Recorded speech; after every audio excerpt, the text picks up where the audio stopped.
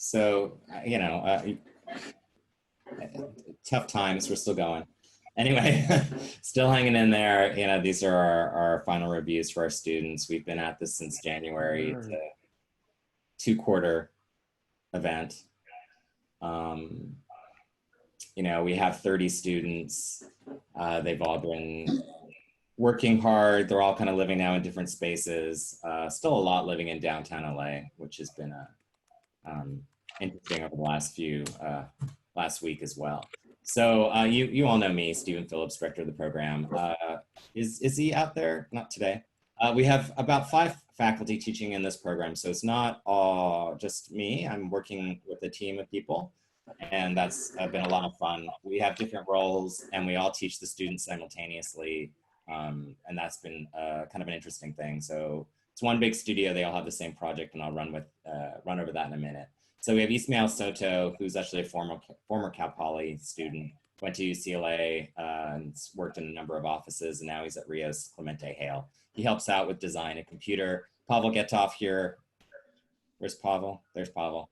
Pavel does both the design and practice. He teaches a lot of the design development to our students, especially in the second half of the 20-week quarter that we have, 20-week quarters. He's working over at Studio Antares. This is probably your 4th, 5th year with us. I don't know. How many years have we been doing this together? More than that, but like before was a little bit affiliated, but now serious, mostly 4th to 5th year, yeah. Yeah, it's been fantastic having him be part of it. He adds so much to the program. And then Teddy Slowick, he's over here too. Teddy also has been teaching the program for probably 2 or 3 years now, and he also teaches with design and practice in both types of classes. And he has a couple students that also are specific to him that will be he'll introduce at the later half of the session, and we'll explain how that happened too. And then we have Fabio Zangoli. Fabio, yeah, he teaches structures. He's over at John Labib, and he's been really great in the studio. And then Sarah Hearne and Alex Maymind have been teaching history theory to the students as well. So we have our morning session. I'm on via phone. Okay, we can hear you. Now. Yeah, okay, great. Good. Welcome, Craig. You can hear us now, but you can still also see visually, right? Yeah. Great. Sorry, I don't know what the technicality is, but yeah, it's weird. I'm on Zoom constantly.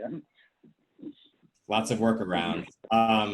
So we have a 5 viewers today. We have Alice Kimm. Alice, there you are from I'll call it JFAX. I don't that's how JFAK. John Friedman and Alice Kimm, architects. She's been great, and she's been interning our students for a while now, and we appreciate that. We have Anna Monrabai-Cook from the Bartlett. Anna, great to have you. We were just they were actually in LA with their team at the beginning of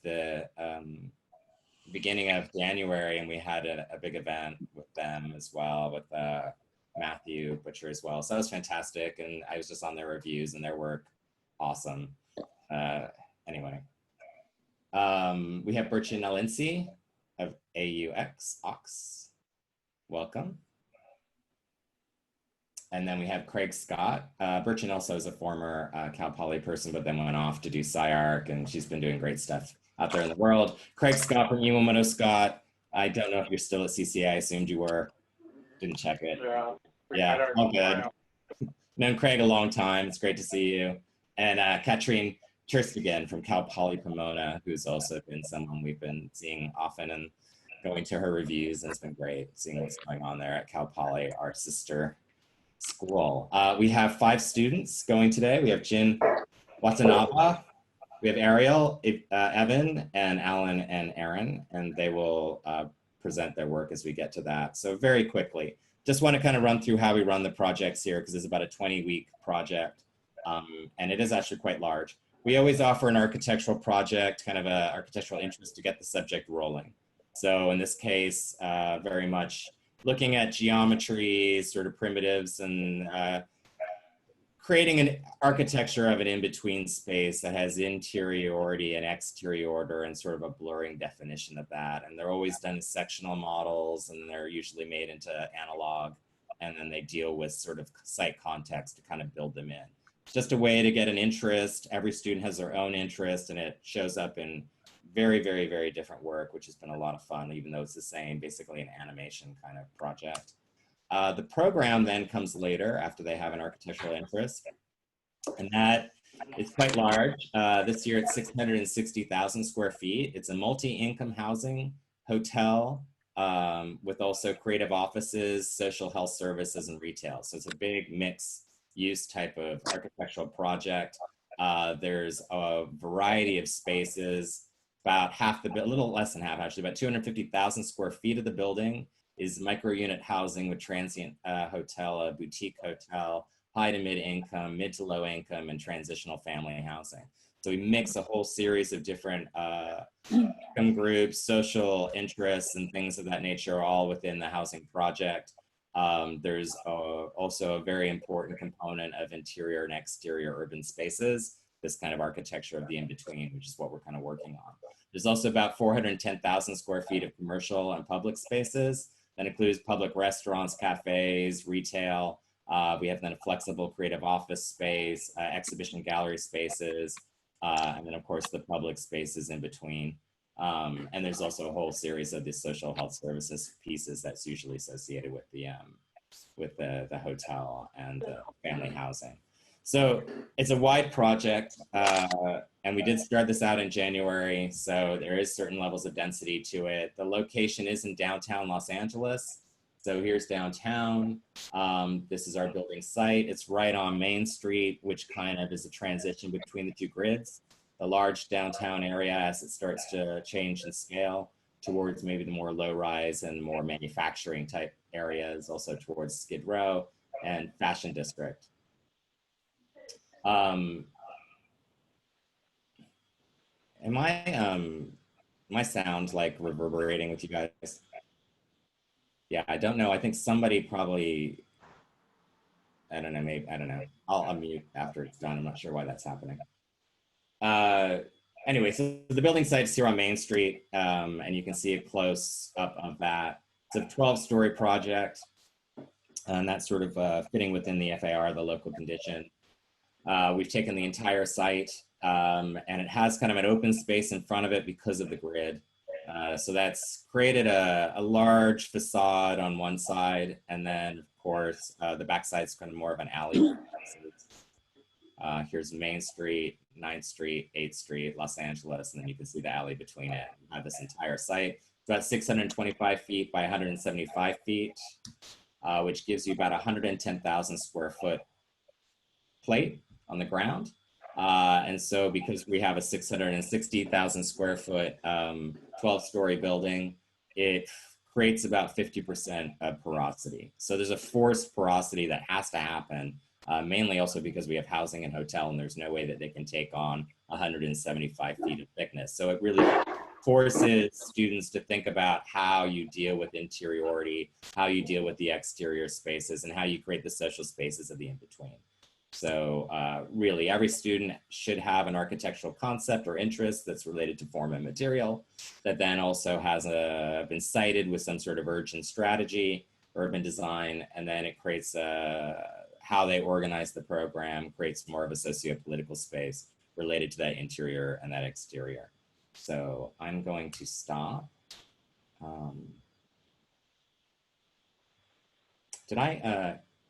I did introduce the critics. Okay, I always keep forgetting that part.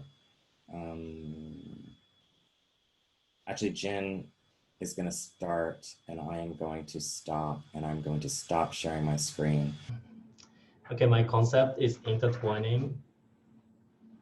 It's our initial project was actually like creating really simple shapes and deform it or like combine them together to create a really interesting shape. So I started my box with extending it, and then I bend it. And there's a reason why I bent it. That's because when you have bent bar, you have both like really straightforward perpendicular to the ground side, and also this angled one. And I think I can use those basic form for like housing or hotels, because people usually spend their time in those kind of places, and that's really comfortable. And I can use a bend part as like vertical circulation. So I combined them and created this kind of shape. Okay, and I inscribe it with the sphere, and I use this concept to move forward. This is my dissimulation model. So I was interested in this kind of moment where everything is rectangular linear and there's sphere here, a circle here. So I wanted to do something with this shape. And here's my program diagram. So you can see the massing here. I have a spherical carve out here and here. This place is used for the cars to come in and like drop off people, and some of them can go under to the parking. And this place is for people who are in the office and also boutique hotel. They can come out and maybe hang around here. So I wanted to use this feature as a place for people to gather. So so first to third floor, I have public space and the retails, because it's, yeah, the most accessible, obviously. And then I have the office space here in the middle, one facing this way, and there's carving here, so anywhere in the office can get sunlight. And I have different cores to each program. And other things, hotels and housings are on the side of the mass, so they can get the sunlight from the outside. And also there's a space like void between this mass and this mass, so they can get sunlight from there too. I'm gonna move on to the floor plan. So the first floor, as I said, I have each core to each program. The reason why is for the security. Some of them are actually going through the floors that's not stopping. But yeah, those cores are just for the particular reason. And here's opening to the 8th Street, and here's opening to the main street. So this is a circulation for visitors to see the building, and there's inside space here.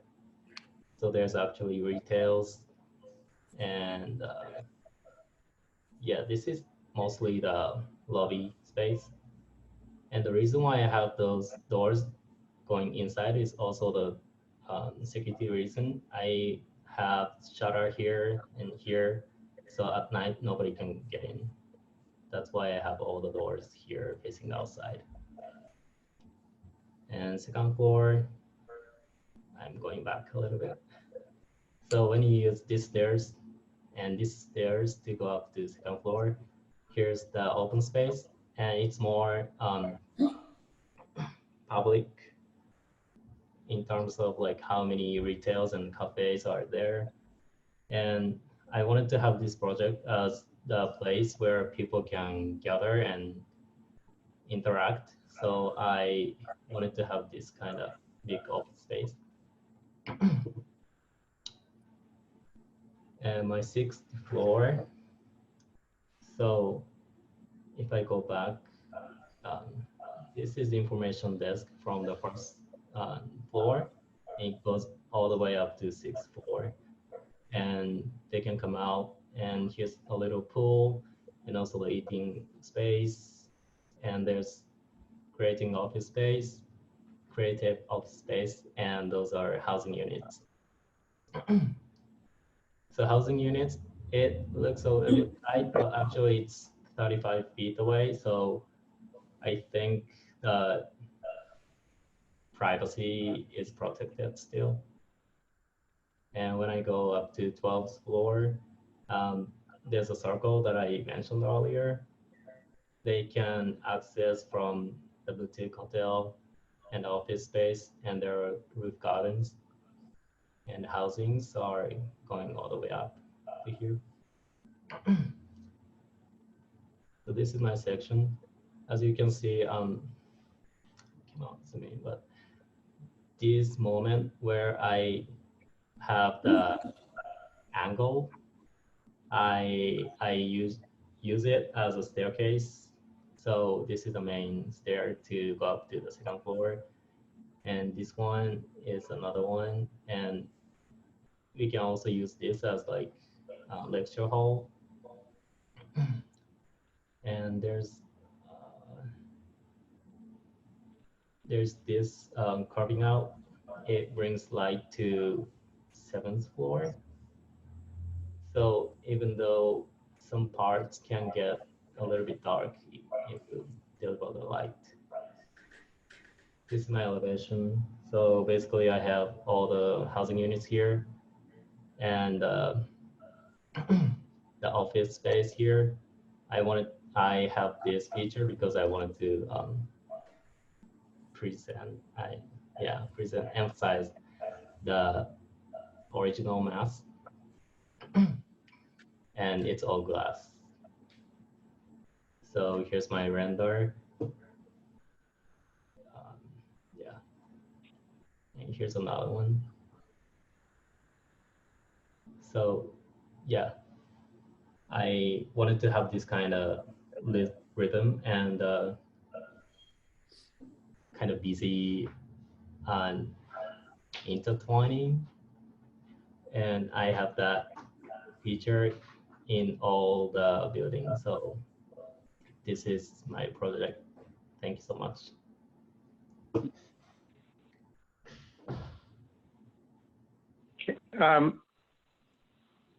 Can you go back to this section, the long section?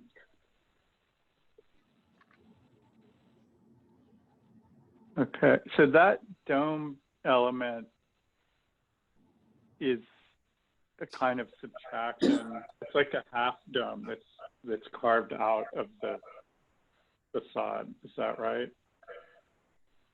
I'm sorry. And that dome on the right, lower right of this section, that kind of dome form. In the final image, if you go back to that rendering at the end, or well, here it's in elevation as well, and then at the end is showing there as a kind of half dome, which is carved out of the facade. Is that right? Yes. Is that the same figure that's in the elevation, the section, and here in this rendering? Yes. But then in plan, you have what seems like a full circular form that's more centered on the kind of longitudinal axis. Mm. And I'm trying to just understand the relationship. I mean, those are these figural elements that kind of stand out. So there's the half dome, I see that. But I thought in the lower plan, if you go down to the ground floor. Oh, yes.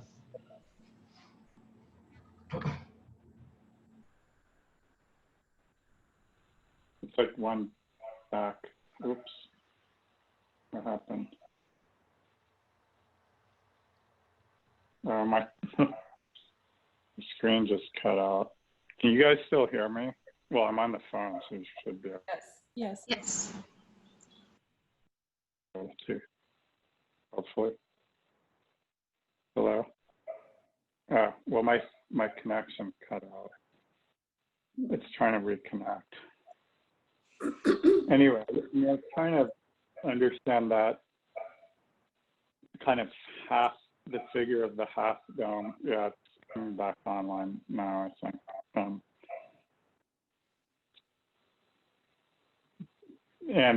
And what seemed more like a kind of central, maybe it was in the first image, the 3D. So I see here it's also a half. Yeah, that's what I'm thinking. I see. So up on top, it's just a kind of carved in figure of a full circle and plan, and that doesn't make its way down. That's up at the roof level. Okay, I got it now. Yeah. So do you have thoughts on that? I'm just curious. Like they seem to contrast the kind of formal language of the rest of the project as to half and full circular figures. I mean, you're trying to signify a certain condition or exceptional moment or whatever at those two locations.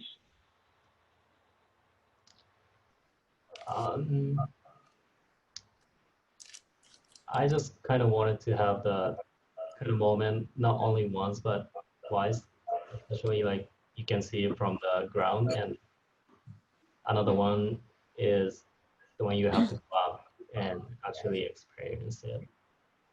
So maybe that's the way, like my way to show the coherence in a way. Mm-hmm.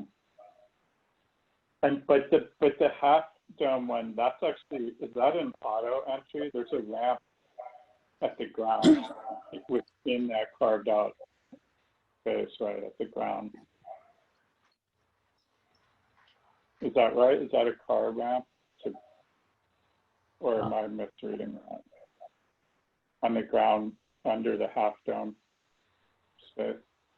Oh, it's actually just carved out the mass and it became, oh, you mean the top one? Yes. On the ground, that angled kind of V-shaped figure. I thought in the ground plan I saw a ramp indicated. Which one is it? Oh, That was your ramp to the car, to the parking, right? Oh, yeah. Yes, this one? Yeah.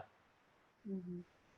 So that's what the dome seems to be signifying, is this kind of bringing importance to that like automotive threshold, let's say, between the public realm of the street and driving down underground.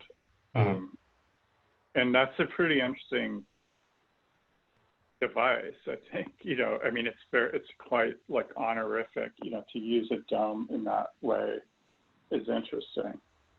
But I mean, it seems like we're trying to, or I'm trying to pull it out of you, like this kind of significance of these forms. Yeah, I kind of agree with you, Scott, on the significance of this and how basically the building meets the public realm, and that it actually meets it where it's the entrance to a car park. And I think that's like an important question.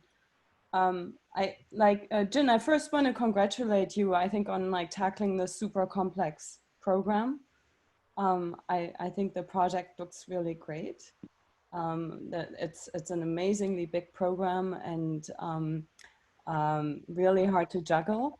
And it's also like a super interesting typology, I think. Sort of like it was almost a given that this would become its own city block, 50% porosity.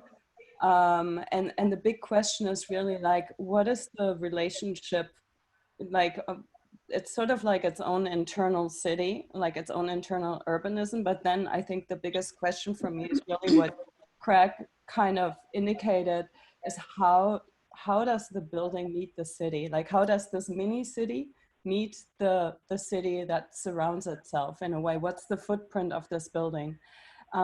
And so in a way, I wish actually also that you could have shown us perhaps that strategy in a way of how that public space, that really public space that surrounds the building, in a way extends into the building, like all the open spaces in a way, how do they interconnect and how do they connect to the city, and what's the meaning of these spaces? I mean, looking at like your floor plans and overall your building, to me seems really more like very introverted and a little bit like a fortress. I think you mentioned that when you talked about your ground floor plan, you said deliberately all the doors open to this interior patio.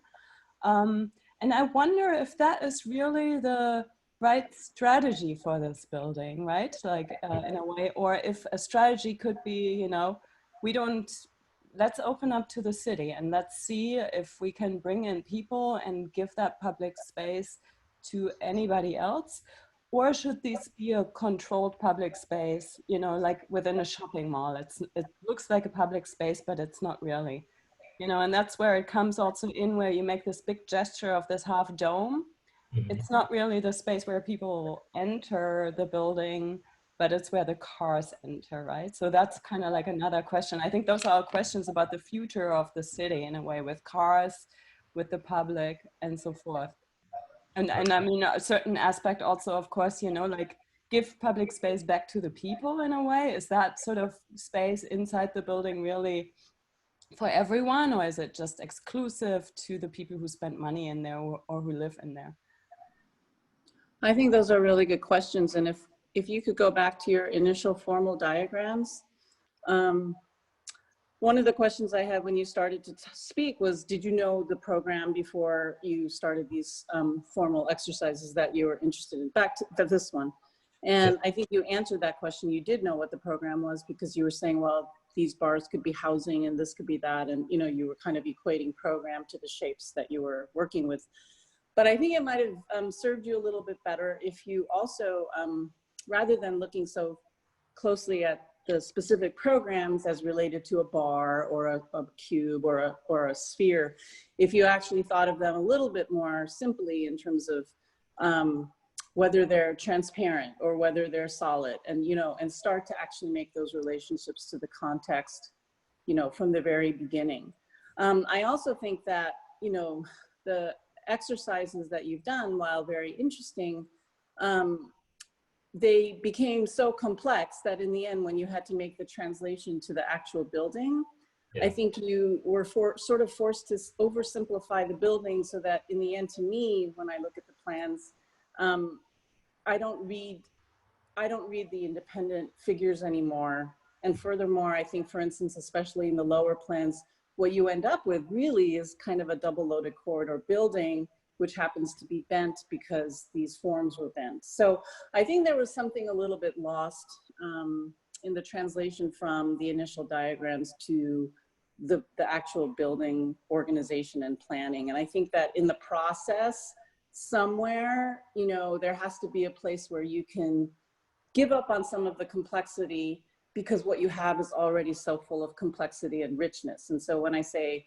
work with the complexity you have and don't get bogged down in the formal complexity, I'm talking about the complexity of the city and, you know, the relationship of the ground plane to the surroundings, as well as the organization of the program, which then has to relate back to all of those, which is a very, very difficult thing to achieve. I mean, to me, when you drop the spheres in, it's a really interesting opportunity, because if you do have the program in your mind when you're doing that, those become spaces that are very special. They're destinations, or they're the entry, or they're the entrance to the car park, or whatever it is that you assign them to. But they also, in the final building, you know, they don't really have the weight. They have the volumetric weight, but they don't really have the programmatic weight or circulation weight that they deserve. You know, it would seem to me that the strands would want to arrive at one of these spheres, or that the city streets would want to end up, you know, kind of into this opening, and that opening receives, you know, the car, the pedestrian, or whatever it is. So I guess what I'm trying to say with all these words is simply that I think that that at a certain point, the formalism was so, it became so complex that, you know, it didn't allow you to then actually explore the interesting ways that these things are going on in these diagrams and actually make them into a workable building.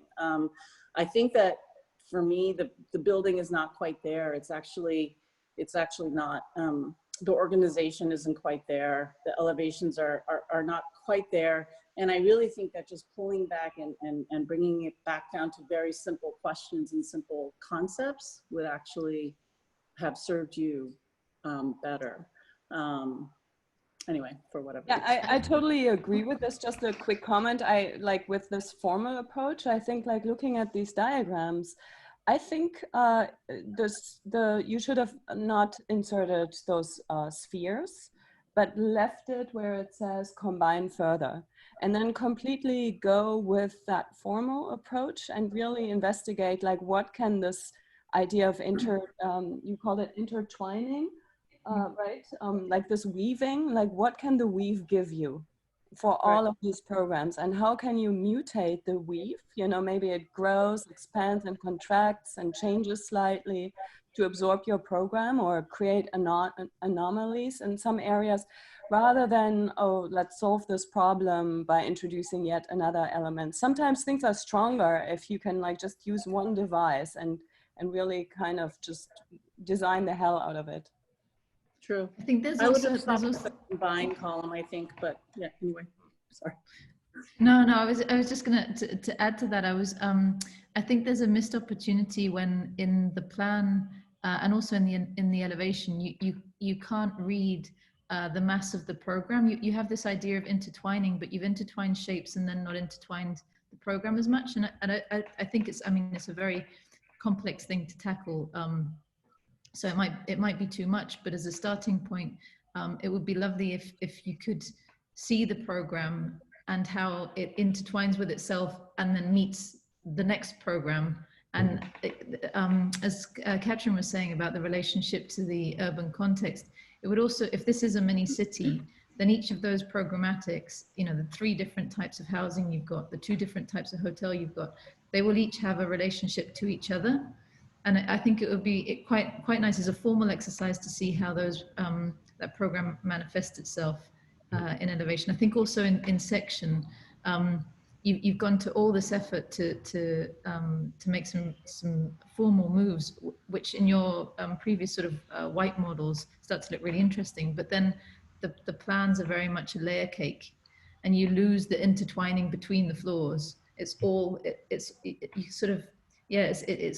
there's a disjunct at the moment between the 2. And I wondered whether if you did, as is being suggested, if you stopped at this combine and you introduced the program into some of these forms, so the form has a reason, and you're applying almost like a series of rules of what you intertwine and how you intertwine, it might start to manifest itself externally in the elevation without you needing to then do another exercise. It's born out of something rather than being the result of another application of intertwining, if that makes sense. Yeah. We probably need to move on, but maybe Burcin, if you had one thing you're Yes. I also want to congratulate you, Jen. In addition to everything that's being said, I think your diagrams of the massing experiments are very successful. But I'm also thinking that maybe towards the end, the step for inscribing, you could maybe further develop that into how it informs the materiality and the assemblies of the building. So maybe with that operation, you can negotiate the different assemblies, like the glass and the concrete in this case. Yeah. Thank you. Thank you. Thanks, Jen. Yeah, thank you, Jen. We know you struggled a lot on parts of this, but I think you pulled an enormous amount together. So thank you, and we'll talk more. So good morning, everyone. My name is Ariel Adhidevara. My pronouns are he or him. First of all, thanks for being here during this time. I hope you guys enjoy my presentation.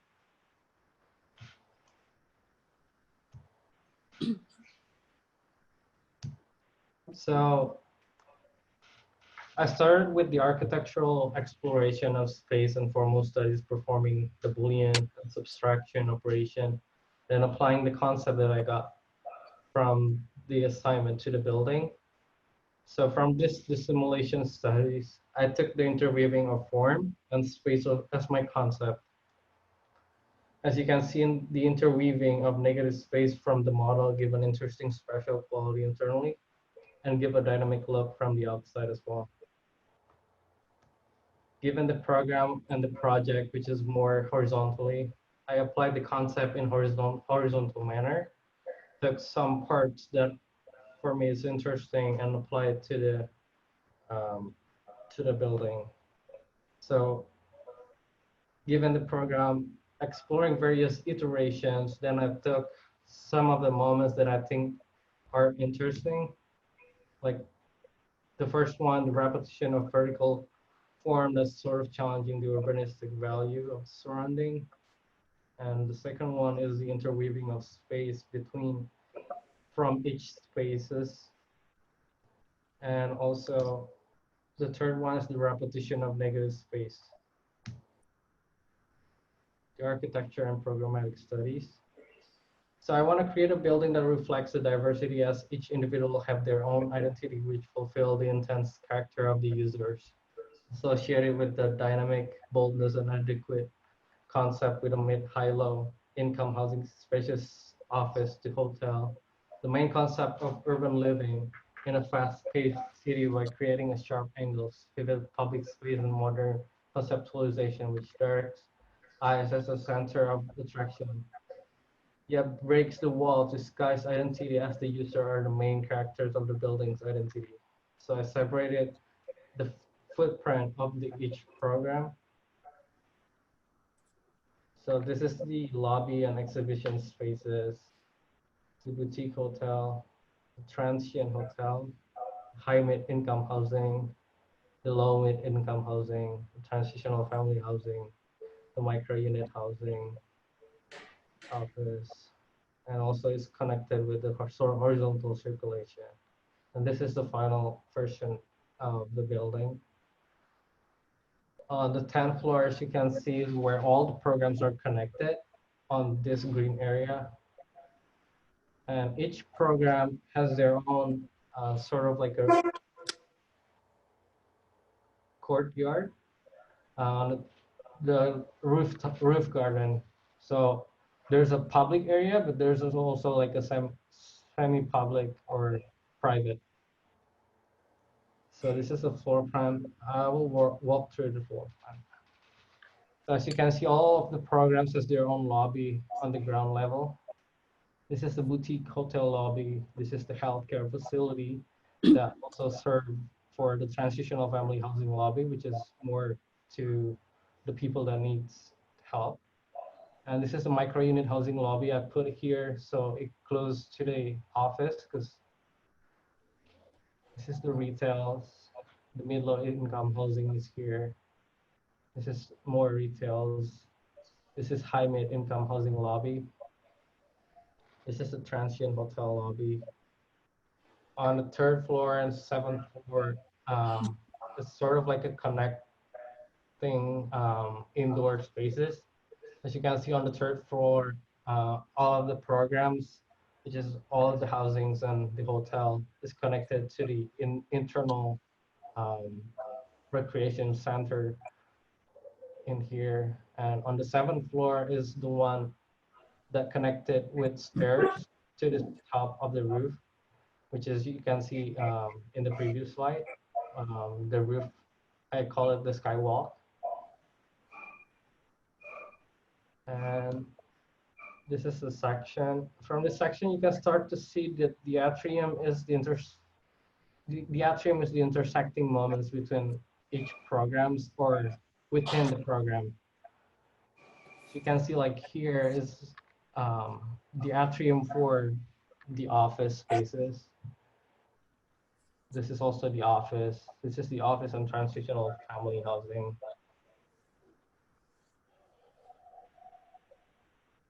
And from this section, you can start to see the atrium has 2 functions. One is for one particular program, and one is a void that connects from one program to another program. For example, like this is serving only for office, but here is connecting all of the program and connects to the roof garden. by having the atrium that interweave from one program to another program, I'm hoping that to get more vibrancy from the outside of the building and also from the inside. The internal atrium then go up to the skywalk where all of the programs are connected. So this is the north elevations, west elevations, where this all has the atrium for each program, and it's very diverse to reflect the diversity of the program. And here are some walkthrough just to get some pretty basic rendering.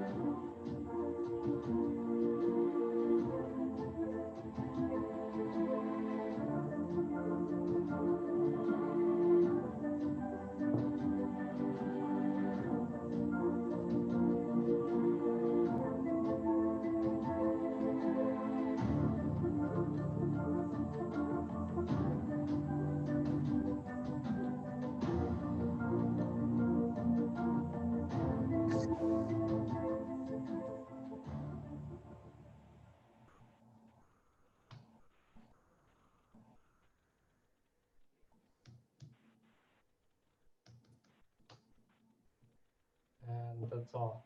Thank you.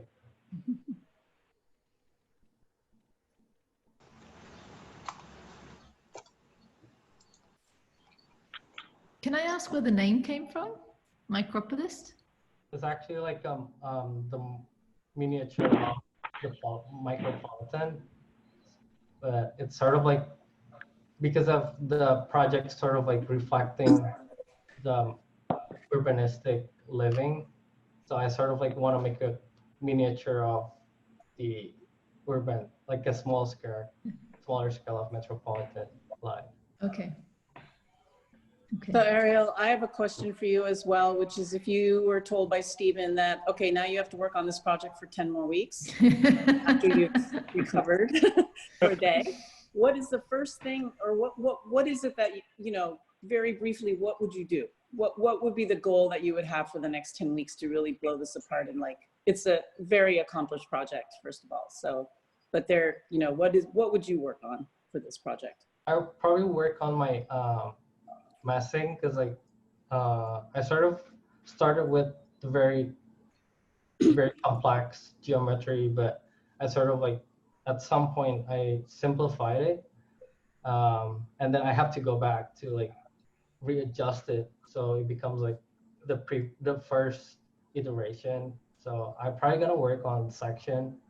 And I would maybe suggest one other thing, which is, this gets back to something that Katrin was talking about for the last project, which is, you know, your title, intertwining. I mean, I think the potential is here because you've gotten this project to such a great level that, to me, I just see all this potential for further exploring programmatic intertwining. I mean, it's there, and it's, you know, especially at the ground level, you know, there's so much separation still between the programs, but especially given the times today, I think one of the great explorations that's possible with your project is actually to look at how some of these programs could be intertwined in really innovative and interesting ways that are also provocative and force people to kind of brush up against each other in ways that they might not otherwise, right? So, and you know, the interesting thing about that is that as an architect, you can talk in high terms and say, oh, wouldn't it be great if everything was mixed together?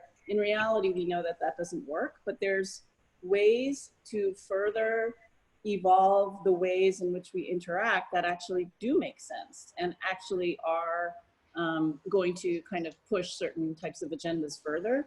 So to me, that's how I would have answered your question, because I think your project is very, very interesting.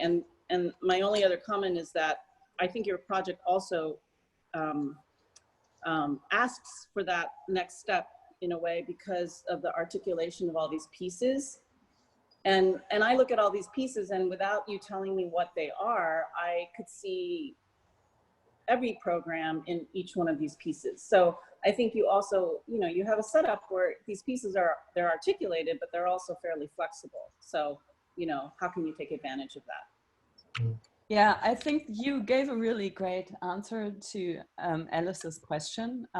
First of all, I agree with her, like amazing presentation, really accomplished project.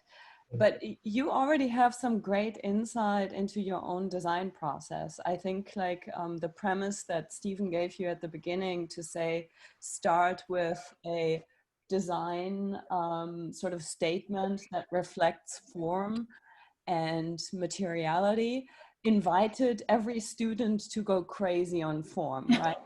Like you all made these amazing diagrams that are really quite interesting.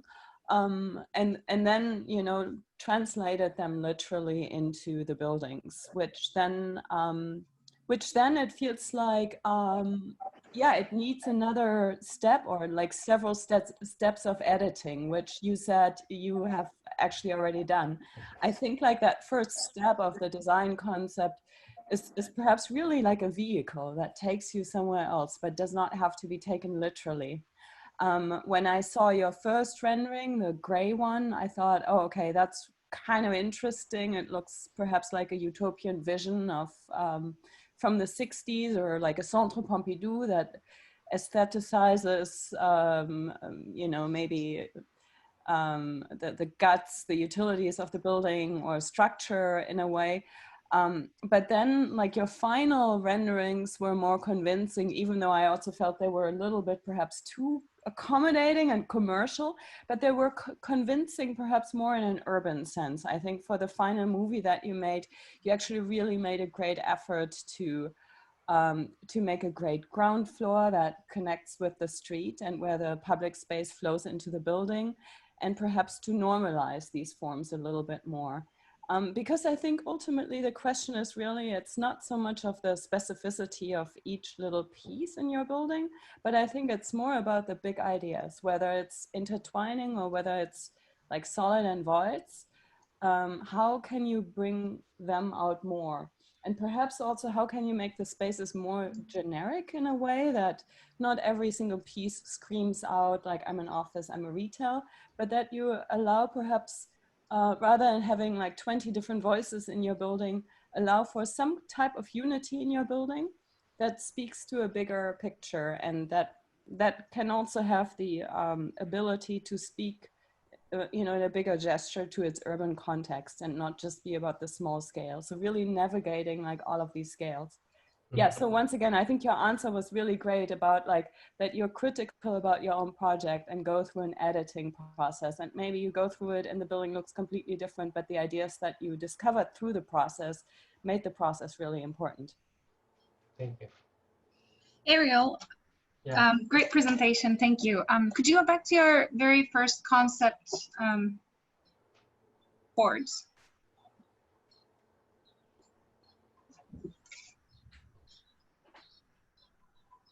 This one. So I did want to ask you, so was this for the midterm review or?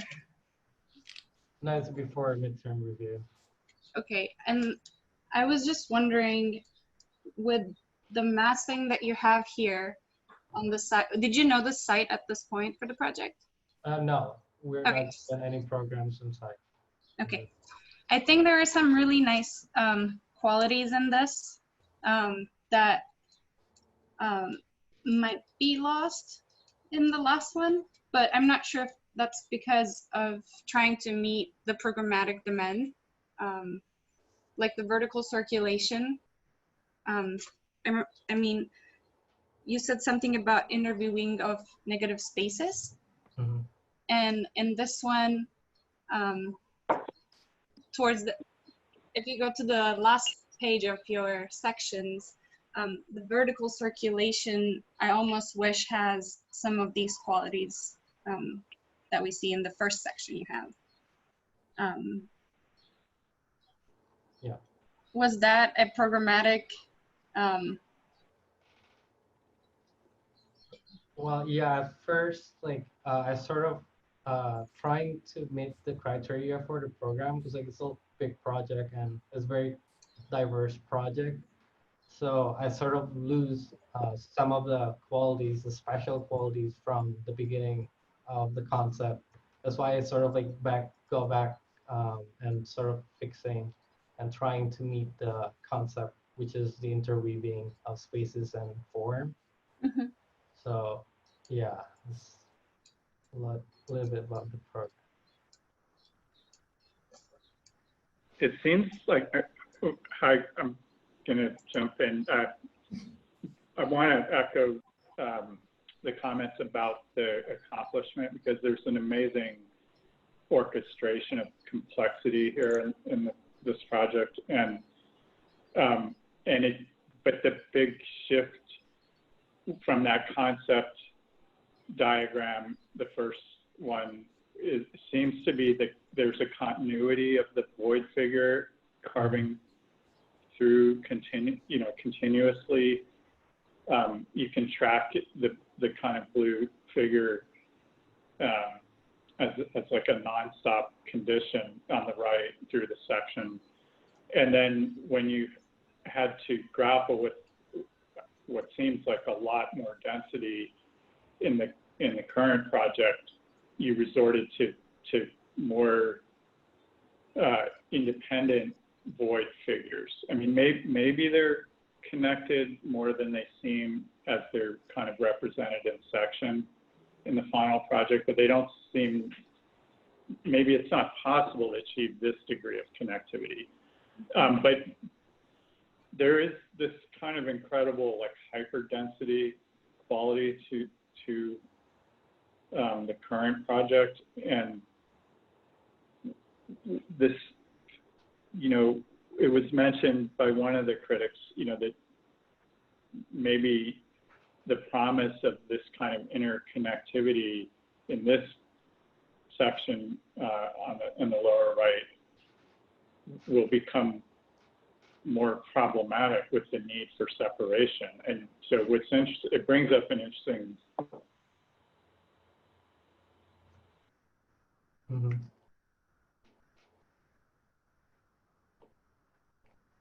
like hyper dense kind of the porosity of the project and how the void space makes its way through, but in fact it's actually quite separated, and like the maintaining of difference between those programs in the solid is counteracted by the connectivity of the void. I see that as a kind of promise in the project. But I also agree there is a kind of abstraction here and power that in the patient of fenestration, facade, materials and so on, it starts to feel a little more normative or if not commercial feeling. But nevertheless, it's a really accomplished project in the end, I think, to manage the complexity and density and scale that you're working with. Thank you. I think this is great to look at your early studies because it goes back in a way to the formula that Stephen gave you guys. Basically, you have X amount of site size and 12 stories, and then you were mandated to have 50% porosity, like 50% open space, right? Like that formula in a way. And that is an interesting investigation. Like, what does that mean? Like, number one, you could kind of like, if you just have an extrusion of the side, it's 12 stories high, but then you cut 50% off and you have one giant block and then the rest is empty. Or another option is you create a plinth that is 4 stories high, and then you take the rest of the mass and turn it sideways and it becomes a tower, and that allows for a lot of daylight. Or as in your upper left-hand scheme, you have a plinth and then you create 4 towers in a way. Like, and all of these studies of porosity are actually really interesting because they all study relationship of mass and void, and also the very important aspect of bringing in light, because you have program that needs light, and we all of course want light and views, and how can you achieve it? And it's actually, I find this study really fascinating. It reminds me a little bit of a project that was done in the 1990s in Amsterdam. It was, the urban scheme was designed by West 8. And the project is Borneo-Sperenburg. It's a housing project with townhouses on a very dense field. And the same mandate, there was the same mandate. It was like something about, I don't know what the percentage was, but let's just say 50% open space. And so what do you do with 50% open space? And all the architects had I thought that one was 50%. Was it? Yeah, 50%. Yeah, and I like one architect. I thought that one was in fact 50. Yeah. It was 50. Oh. Yeah, I think it was 50. Is this, Ariel, is yours? Would you say yours is 50? Because the final sections look a lot less than 50. Yeah. It's 50% void. Like if you go to your long section, for instance, or the short section,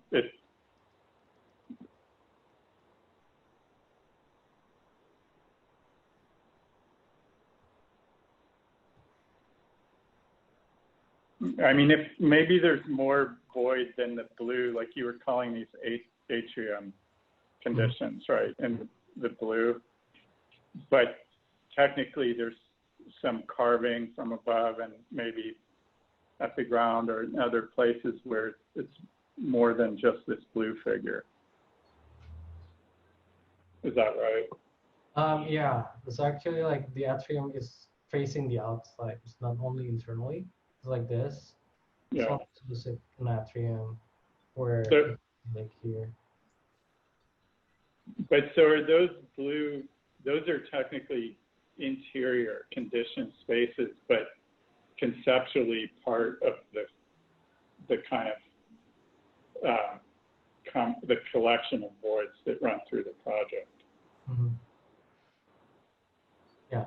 I mean, that might be an interesting thing to further delve into. Like someone asked, what else would you do, you know, with more time? And if the like internal void versus external void was examined more, and the kind of boundary between those, or the threshold, or, you know, is it this kind of blurry condition, or is it a kind of crisp boundary between the external void and the internal void? Yeah. I think there's also an opportunity to look at the materiality of the building as well, because there's a bit of a jump between really lovely tectonic studies that you were doing when you were looking at this massing of void, and then the elevations, where it seems very much like you have the application of a material to an external surface. Whereas if you wanted to continue some of the language, which I think is really successful in the initial projects, where you're looking at volumes and then volumes of void, and I think the materiality should reflect that too. So I think your response before, that you would work on the sections, I think it would be a really interesting, even if they weren't perspectival, just pure clean cut sections, could be a really interesting way to push the ideas that you developed when you didn't have so much weight on your shoulders, when you were looking at the, you know, your initial iterations, and you know, refer back to those and bring the qualities of those back into your sections. I think that would be a really worthwhile exercise, with everything that's just been said as well, because I think it's all related. Great, thank you. Very impressive, very impressive. Thank you. Yeah, I mean, Ariel went through an enormous amount, I think, in terms of his one, the initial study, he wanted to do a skyscraper, obviously, and that was his fantasy. And then to realize, no, we're not doing skyscrapers this year, it's all horizontal, and he had to completely readapt. And I think that's where his greatest strength was too, as I think, you know, Katrin noticed as well, that the shifting to the horizontal and the rethinking of strategies now with maybe some idea form, but it didn't really apply anymore. And he had to rethink things in an interesting way. Came up with a series of different strategies, which were all valued. And then the struggle to then turn it in and manage the program and get to this level of detail, I think was, I mean, it's very impressive to see how you struggled through it. And I think your next reviews, you know, next projects will be even better after learning how to do this. And I think you learned a lot, so. Fantastic. Thank you. Thank you. Wonderful work. My name is Evon Chen. Pronoun he, his, him. Thank you all for joining the review today. And I would like to begin the, sorry, I'm a bit nervous. So I began the project with the idea of what is the memory of the house, because usually when people, you know, people who are not studying architecture, when they know you're like studying architecture, they ask you if you can build a house for them. And so I found that kind of interesting. So I want to actually begin to explore the possibility of this house primitive geometry within this urban context. And so what I did is first begin the two-dimensional composition study inspired by Kenko Kuma's Asakusa Cultural and Tourism Center in Japan. And so what he did was to actually stack housing figures together, and then while they still remain its formal quality. And what I was trying to achieve in this to understand what is going on when you stack this kind of formal quality, and then you should still be able to read while having this kind of curious intersection, and how it can apply into the project or architecture. So this is my elevational study. Mainly I was focusing on the street front facade facing Main Street. And so what I did was creating two different, or almost three different scale of the housing geometry, because due to able to achieve this kind of gesture, you need enough height in order to achieve it. So what I did is to create the high enough on the lower level to create some interesting double height spaces, while the upper level, when it become more normative, but it still show through the punch windows, which has its own purpose. And while to remain this kind of curious geometry, I actually decided to use extrusion in order to not obstruct it in a way. So what it becomes is sometimes it is void, and sometimes it is format housing the program. And I use the texture to see if this kind of patterning will undermine or to actually be able to read the geometry even further. And so this is the section. So what you can see is it's actually 4 different towers connected at some point in between. And between them, it's actually a straight through void to the ground, where there is some potential cut through, because there's no way the light can go through all the way down from 12th floor to lower level. So potentially there is some punch holes through either the Main Street facade or other side to actually be able to give it natural lighting. So as you can see in this cross-sectional, what I did was to actually making the housing units facing inwards into a central pool, which is also for public, not just for the tenants of this project. And so what this hole is actually the hole that's above the entry of the pool on the right-hand side is to actually bring the light and the air circulating through this potentially an open space where it becomes an internal village for people to step out of their house and then potentially have interaction with one another. Since the lower level near closer to the house is actually micro unit, which demanding more social interaction, I found them appropriate to be positioned the way they positioned. And so the ground floor is actually speaking to the site plan.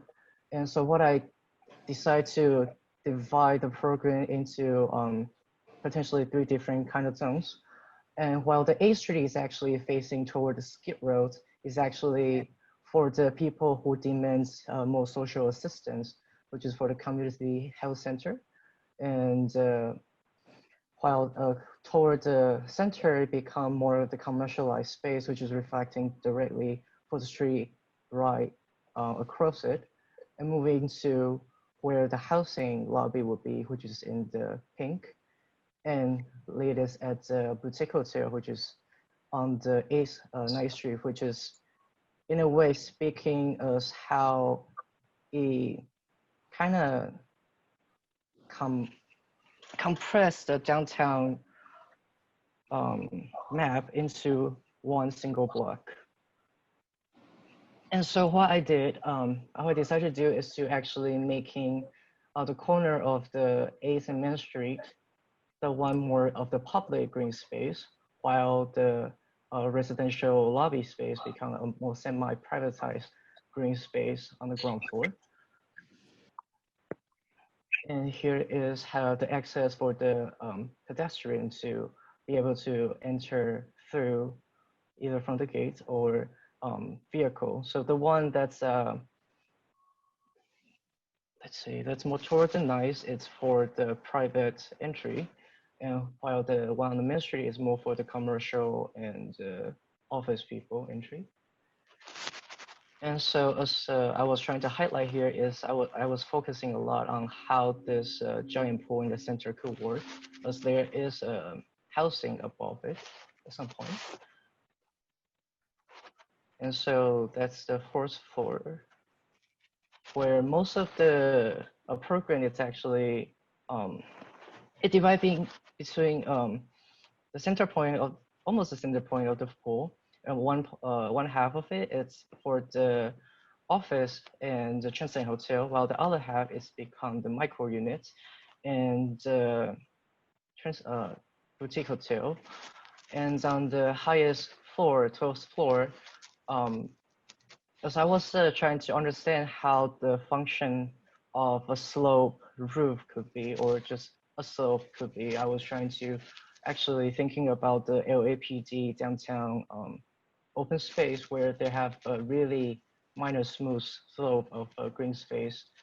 And I found that to be usable and feasible to be on the roof, where different type of, the circulation, the core circulation could actually enter from to this space for the office people as well, which is not just privatized for the residents. And so here is the circulational diagrams for the general housing. And you can see that it's pretty much consisting of 4 different zones. And I tried to actually compress the housing to be closer to, as close to the core as possible in order to create more of the porosity space. So people are not just bumping into each other and having smaller opening. And so this is one of the render view from the northwest.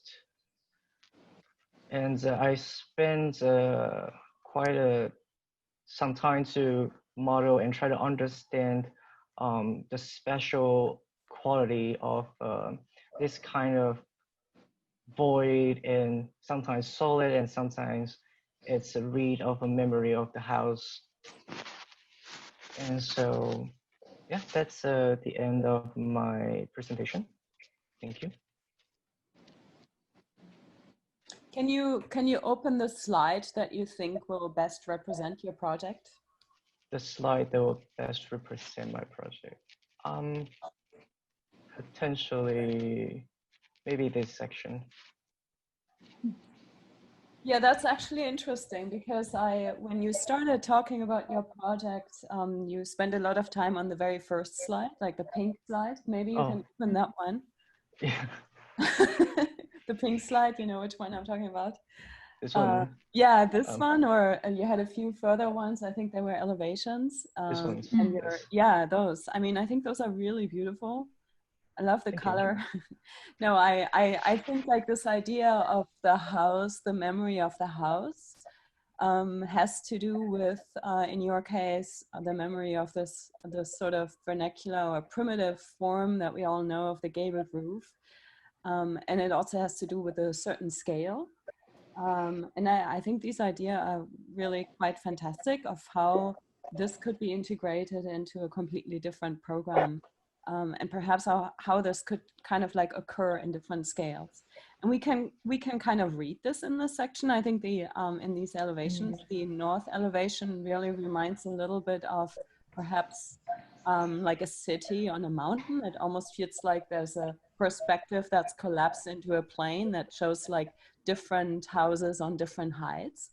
And yeah, I find it quite interesting to look at this. There's one unit, the house, and it gets multiplied and amplified and changed and everything. So I think that's great, but then I feel it got a little bit lost in your progress further on. I can't really find the attention to the idea of the house anymore, whether it's the geometry or the shape or other meanings, or the in-between space between these units, or possibility of merging many houses together into a bigger unit. Like, what does this very simple opportunity offer you in a way? I think that comes out really best in those elevations. Like, this is like full of possibilities.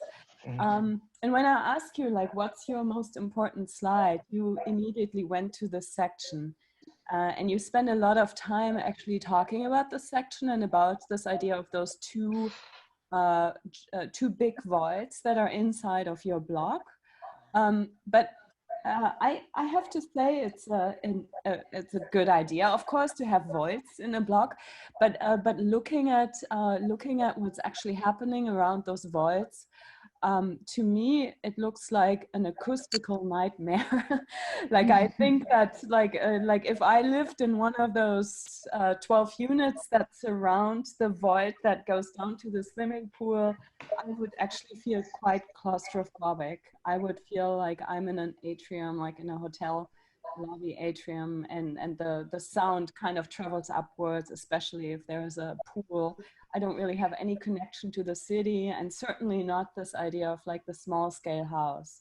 So I feel like, you know, I think that's perhaps something got lost along the way from this initial concept to the translation into the mega block.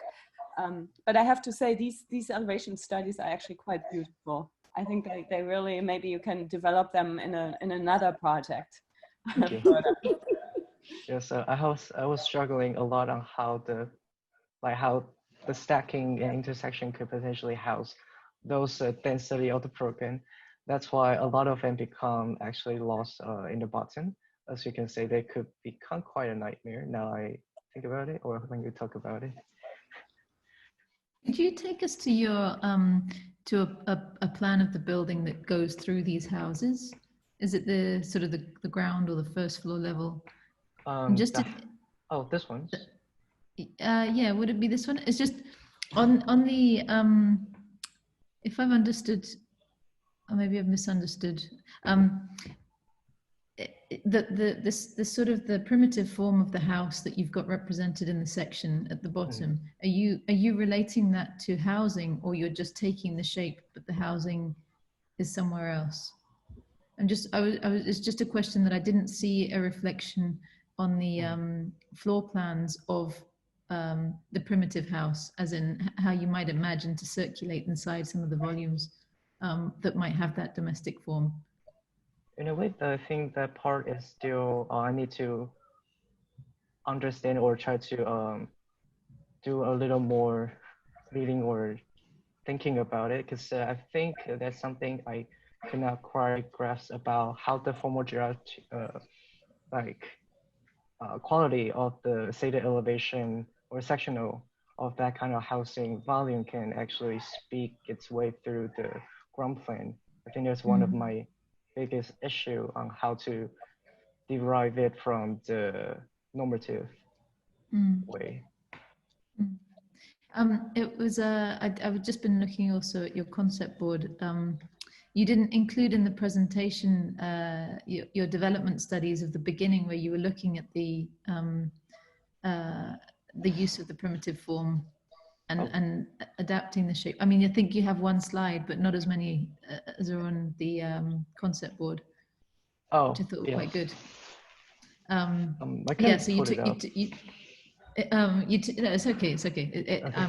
It was just it's quite useful to have that concept board, because I think otherwise I would have missed the build up, you know, your sort of initial interest. But I think it's I really like how you explained and you went through the different scales. So the you know, the scale of this mass to almost the scale of the domestic with your interior views. And I think there's something quite nice that follows through with your idea of the house and the familiar. And I think it would be a shame if you lost that in the, you know, in the workings out of the complexity of the megastructure. It's quite nice to hold on to that familiar. Maybe for my thesis. Well, which I also think is a reminder that you drive your presentation, right? Like nobody probably told you you have to include this or this, you know, like, I mean, now that we are in these digital times, we have the luxury of having the concept board on the side, but you cannot rely the jury on actually studying your concept board. So it's really in your hands and how you want to present the project. And I totally agree. Like those are beautiful images that should have been part of your actual presentation. I was one having thing trouble. for me that like the reliance on a kind of directionality, and it maybe comes from that concept image, how the profile of these houses or fragments of houses are applied more in the long direction. So the north and south elevation, we see a lot of that activity of those diagonals, kind of, you know, how they operate on the otherwise orthogonal aggregation of mass. But the east and the west are much less barely affected, right, by the diagonals.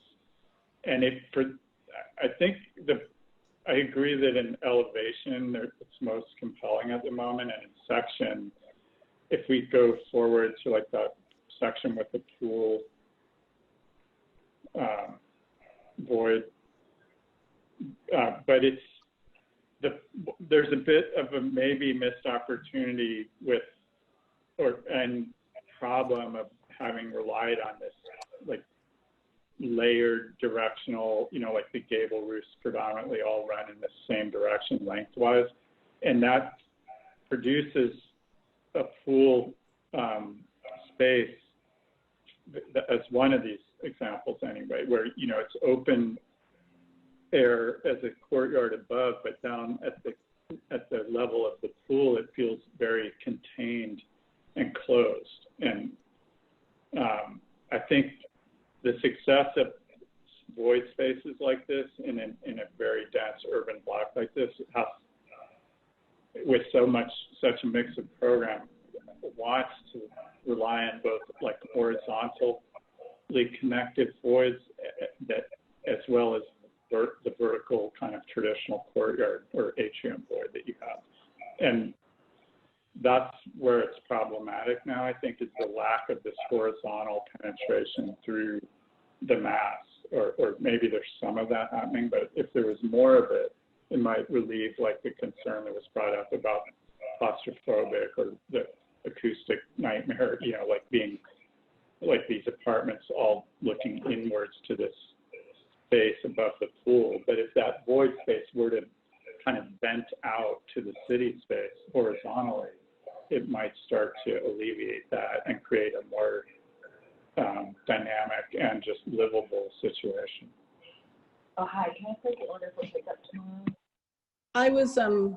I was gonna, I mean, I think Craig's suggestions are really interesting. I think another way to maybe release the power of these voids and these courtyards, and also allow yourself to be able to play with the kind of form of the house may have been actually to, you know, sort of, and maybe this would be not really, I mean, what am I trying to say here? You have a very complex program, and there's certain elements of the program that maybe could just kind of be, you know, placed at the bottom. And so what you're trying to achieve at the ground floor, perhaps you could actually have lifted up and started to, you know, play with at a much higher level, so that you could actually start to release some of the programmatic / formal investigations of how these gables work together and how they're stacked on top of each other, or how they operate with spaces in between them at a higher level. Do you know what I mean? Like, so that you actually create a new ground plane,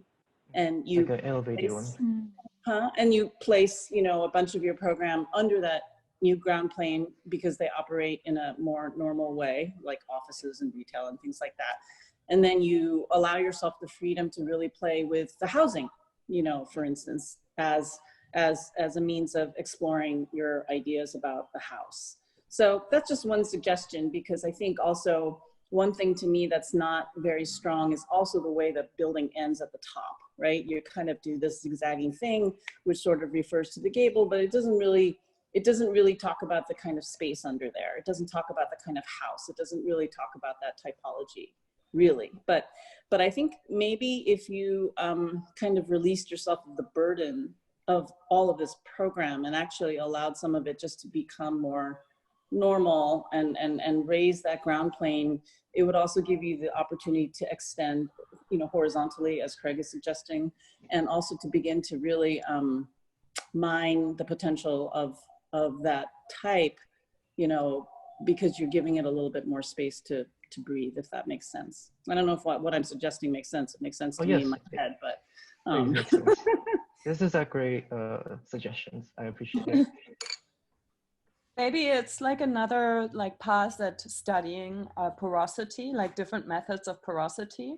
I think like when you look again at this elevation, like it almost seems to suggest that you're working with smaller scale elements of houses, but not too small, basically, that always have a space in between, and that creates the porosity.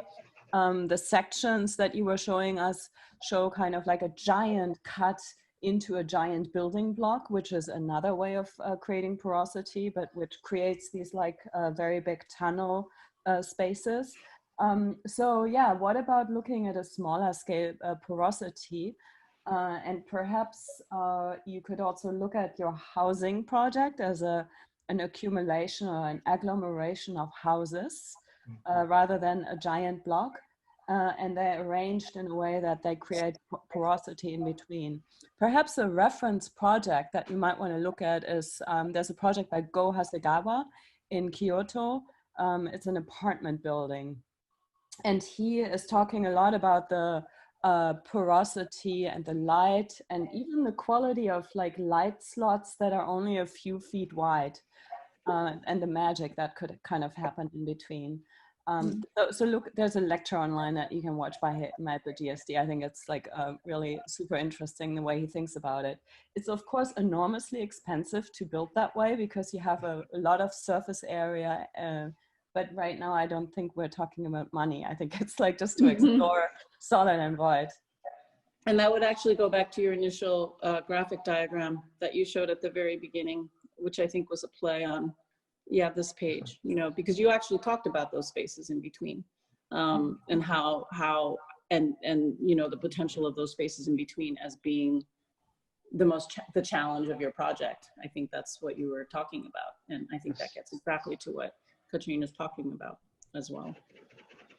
Great, thank you. We're gonna probably have to keep going. Evan, you know, you've been fantastic all year. So in terms of helping us, in terms of the way you work, the way everything's been moving along and producing. I do wonder why those imageries didn't show up from the initial studies, if maybe that was something that I confused everybody about, but they were fantastic. Also, the models that you did, all those analog models that kind of disappeared, those were pretty cool to see too. So I just think you've been working really hard, and I really appreciate that. And I think if you hit a program that's maybe not so large with these same ideas, I think you're going to be able to do enormously wonderful things. So thank you. And thank you. And thank you, everybody. We have 2 more, and Teddy's going to introduce them quickly, and then we'll run maybe a little bit late, but hopefully you can stay. Thanks.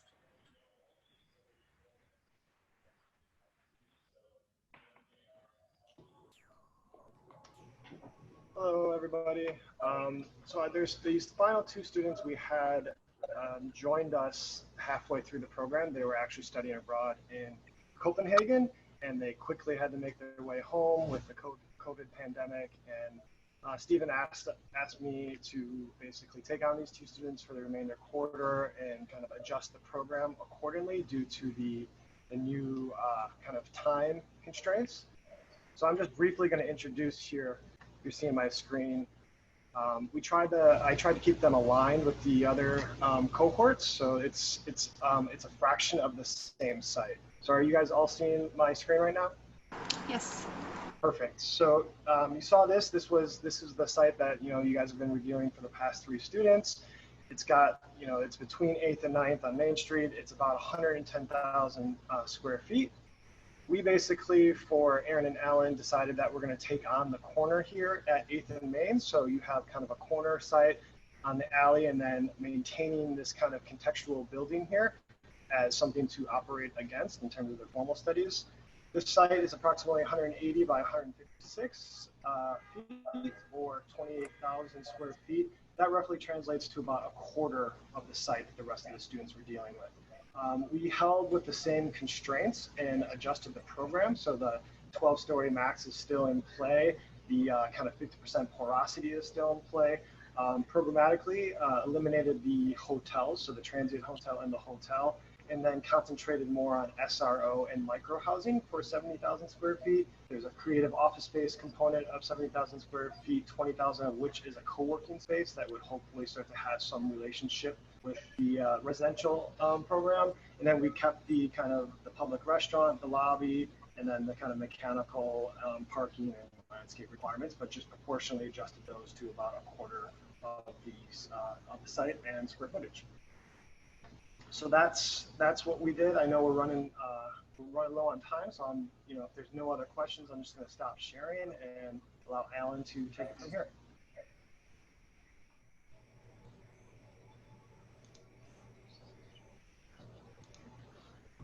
Can you guys see my screen? Yep. Yes. Yeah. Awesome. Hello, my name is Alan. Like Teddy said, I joined halfway through, so I basically had 10 weeks to complete this project, but it was a fun time. This is my project, Zygotic Contortions. So as Teddy said, we only had 1/3 of the site. So we demoed this existing building, kept the others on, and that's where we constructed our project. So here's an overall axon on my project, just to get introduced to what I'm trying to do, my formal explorations. So given the site conditions, the 168,000 square feet, it was a very compact site with a 50% porosity. So some of my earlier organizational techniques included creating these courtyard spaces, atrium spaces, which helps to terrace these spaces, which allows more sunlight since the sun's coming in from the right side of the screen. So the terraces help allow sun into the northern units as well. And the terraces also kind of create this nice, this ability to possibly create urbanistic spaces where they become green roofs and people can access it on multiple levels. I also cantilever over the other building to try to accumulate more square footage and kind of lessen the compactness of the project. So my early explorations, the simulation model, I call the project dizygotic contortions because the idea of kind of playing between prismatic shapes and spherical shapes, the spheres and the prisms, and how they can we can use those shapes to contort, twist, and bend, and it kind of create these symbiotic relationships between the rectangular objects and spherical objects. And this became a much more kind of interior condition to my project with the cell curves and the introduction of spheres and ellipsoids.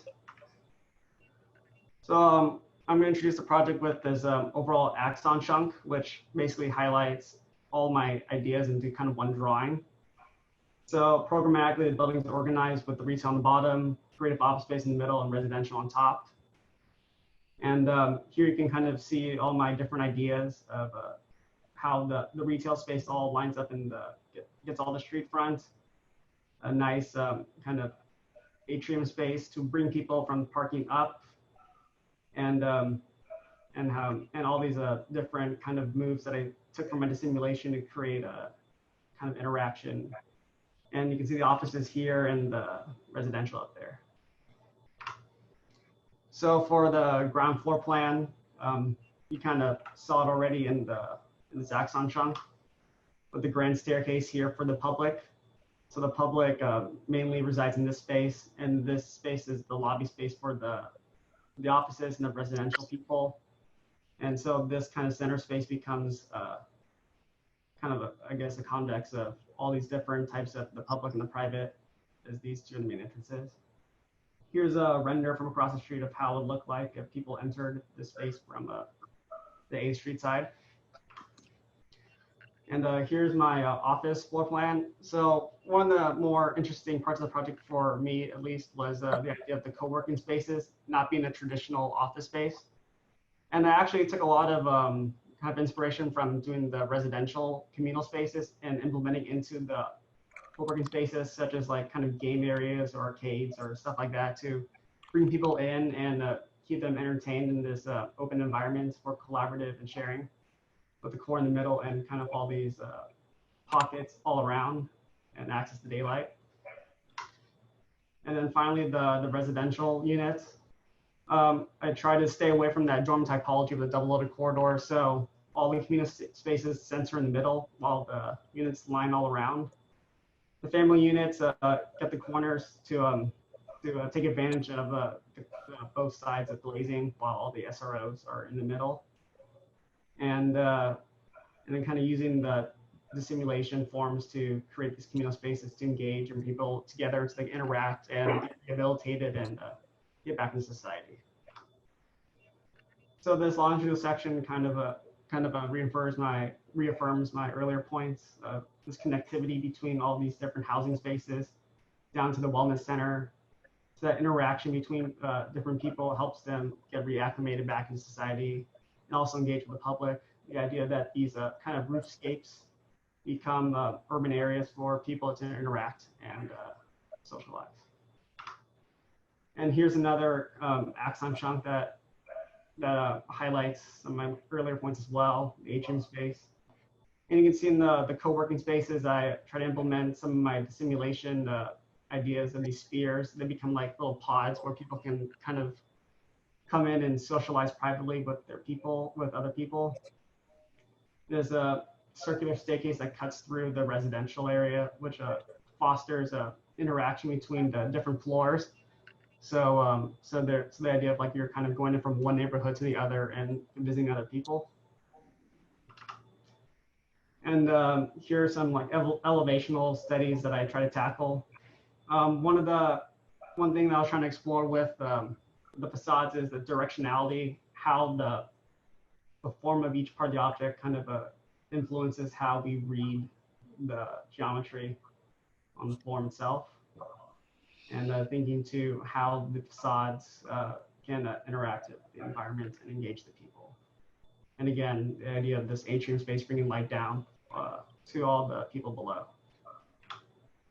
And here's a render from the other side of the street looking at my building, and the final money shot from opposite the intersection. And here are all the slides if you guys want to refer back to where to go.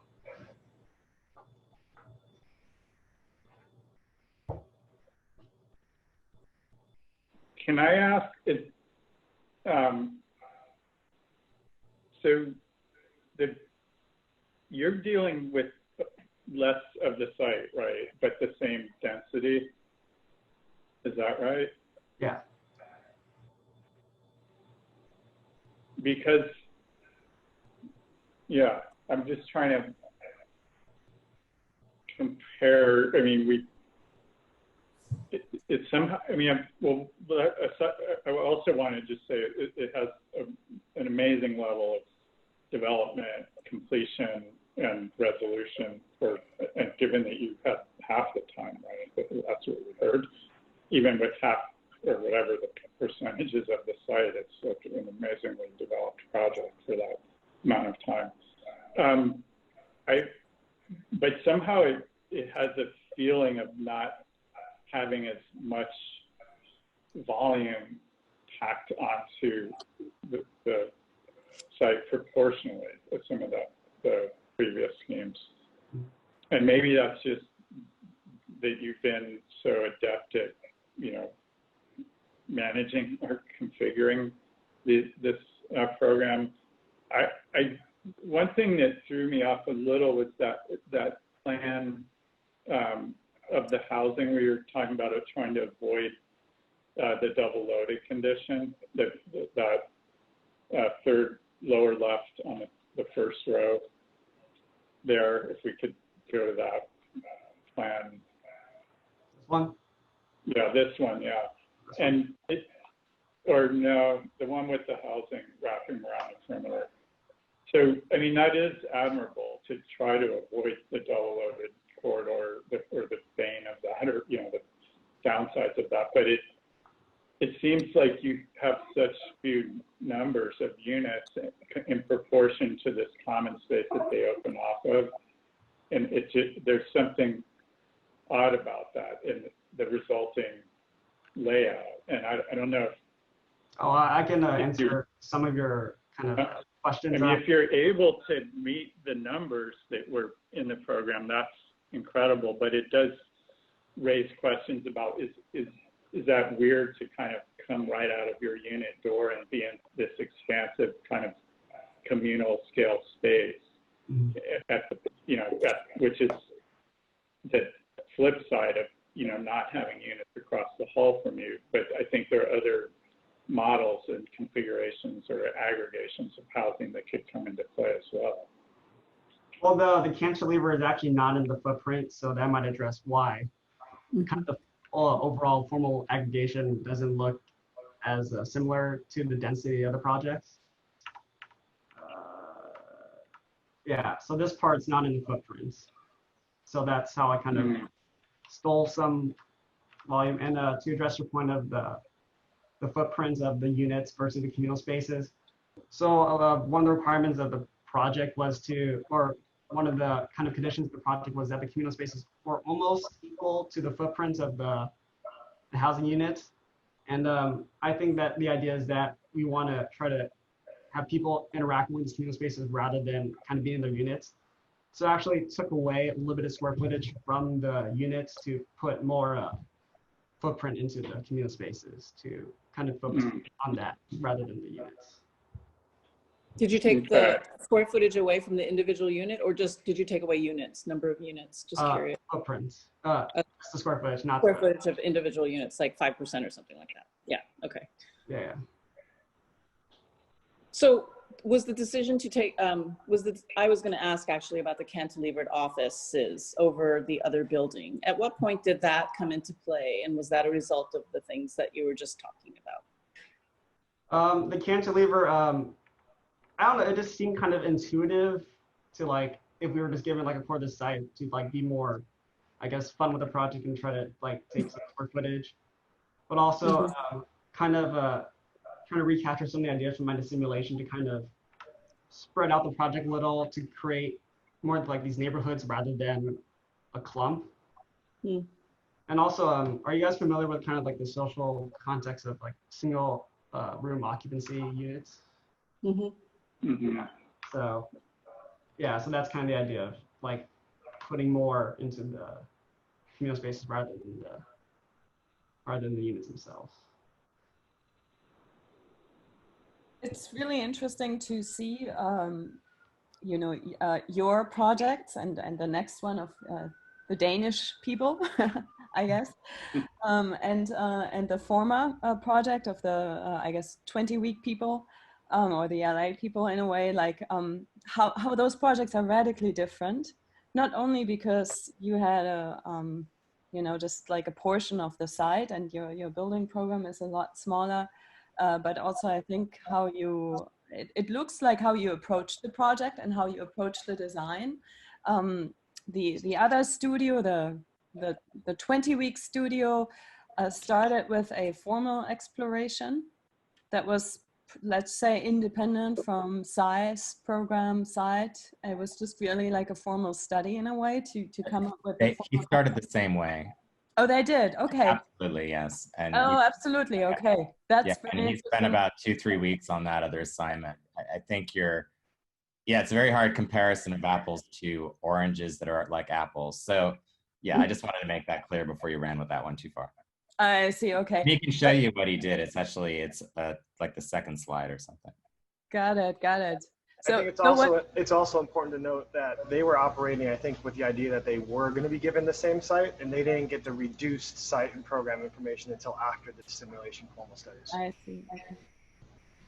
Well, when I think the next slide in this, if you go to the next slide, or the slide after, there's a study, there's a very, maybe it was a little bit before, where you did a study that really explored courtyard typologies. So that one, yeah. So that one, that was kind of like my impression, that you started with that premise in a way, because that's very highly reflected in your project, that you really thought about the massing and the voids. Yeah, so anyway, so yeah, so I guess you started with that formal exploration as well. But I think sort of like the studies that you did here very much kind of look at views and natural light. And I think that those are really the strengths in your project, that you have the ability to really bring in the light. And I think the fact that you have a lot less square footage for your area also kind of radically changes the character of your project. It's no longer really like a giant interior urbanism, but your building is more of an object. And in your case, it's like several objects that are in a relationship to one another, and it's reduced enough that it doesn't become an agglomeration. It's just like four or five objects, and they play off of each other. And I think that's really nice how you handled this and how you designed the project. Apart from the fact that I think some of your premises are a little bit unrealistic, I think probably when you're given a site like this, you always have to assume that your neighbor will eventually build up to the maximum FAR because they can. So you can never really count on that southern light in the future. And cantilevering means actually I mean, that's also not going to happen probably. Like just like the financial drive behind the whole thing, but those are interesting ideas. But like, I want to commend you really on the handling of this in-between space between those volumes. I think that just to piggyback on that, when I personally see a project this well resolved, and congratulations, I mean, it's really beautifully executed in every way, I would say. But that cantilevered volume of the offices really does, I have to say, kind of, you know, it's the one thing that sort of stopped me in my tracks, not only because of the reason that you were just given, which is that the next door lot is going to build up just as high. You won't have access, you know, you just can't do that.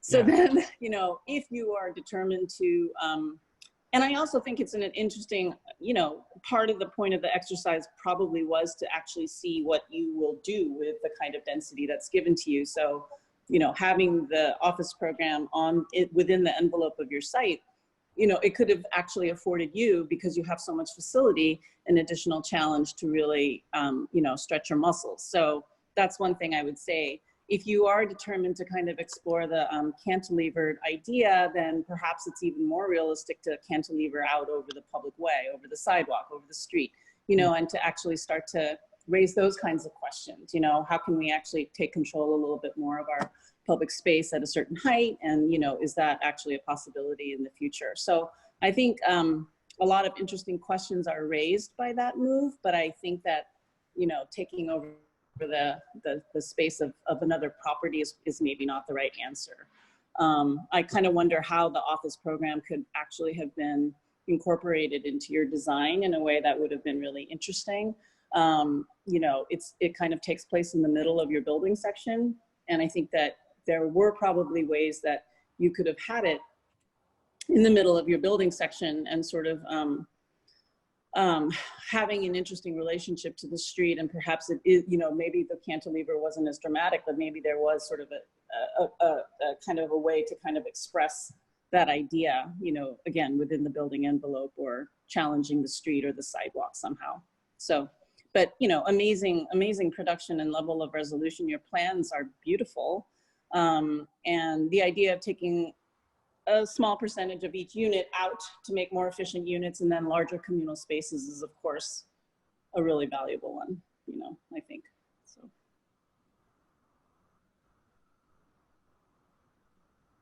I do want to add. I'm sorry, Burcin, maybe we can just summarize quickly, one of you guys, both of you, and then Teddy, maybe a comment, but we have to move to one more person. Yeah, I'll let the other critics. Thank you. I just wanted to say that your exterior studies are very well executed, but maybe for future projections, you could look into how to make as complex facade systems using maybe a finite number of members to further develop. That will come handy down the road. Thank you. Teddy out there? I mean, maybe I'll just make a comment, Alan. Yeah, I'm out here. Teddy, go. I think just to address the cantilever, I mean, we're not to give away too much, but it's going to come back, and it just kind of evolved and came from the students' direction, and I gave them the ability, but I also said that they would have to contextualize and give a valid argument for why the cantilever. So perhaps that was what was missing in the presentation. Yeah, my comment is I kind of told him to get rid of it, but the next person I think did a better. It makes more sense for their project. Anyway, that's just a comment. I think Alan, obviously, you're extremely facile and talented as an architect. If I would say anything in watching your production, if you go back to your first kind of fun thing, that I think there's an enormous potential that you still have yet to tap in terms of the landscape, a landscape urbanism, and even the way in which you are freer to design when you don't think it has to be a literal building. And I think there's something you can learn and play with that someone with your incredible architectural, tectonic, and design development skill also has incredible facility at some real artful talent design. So I want you to try to maybe, as you go on in life, figure out how to work those two together. Really strong. Thank you. Okay, let's move to the last one.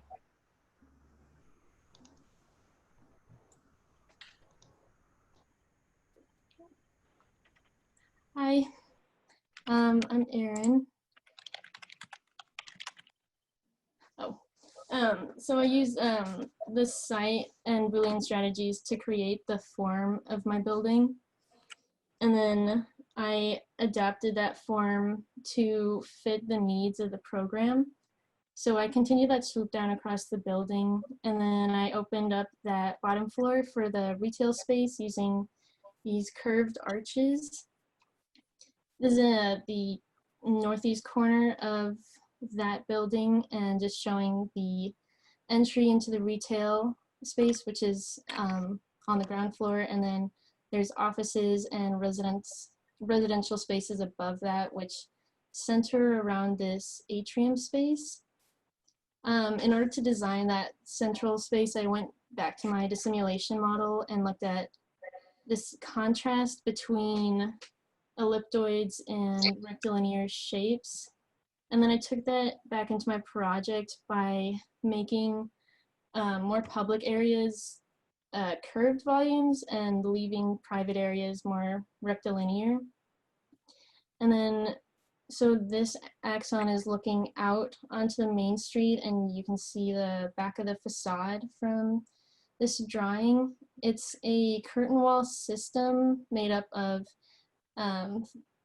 fan-shaped modules, and half of them are open and half of them are closed to create this privacy screen that also allows lots of natural light into the building. And so this is what it looks like from the street corner across. And those rectilinear openings I'll get to later, but they're coming out from that atrium space. And then these are the elevations from the street views looking at that building.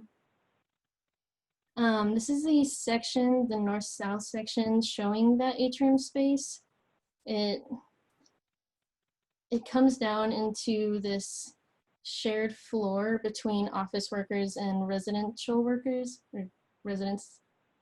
And it ends in a pool at the bottom of the atrium, which is then is accessed to that outdoor space. And then this is looking at that section from the other way and showing that structure, as well as making sure that the office people had direct access to that outdoor space, so that it was a really important space for both of those types of people in the building. This is the ground floor plan.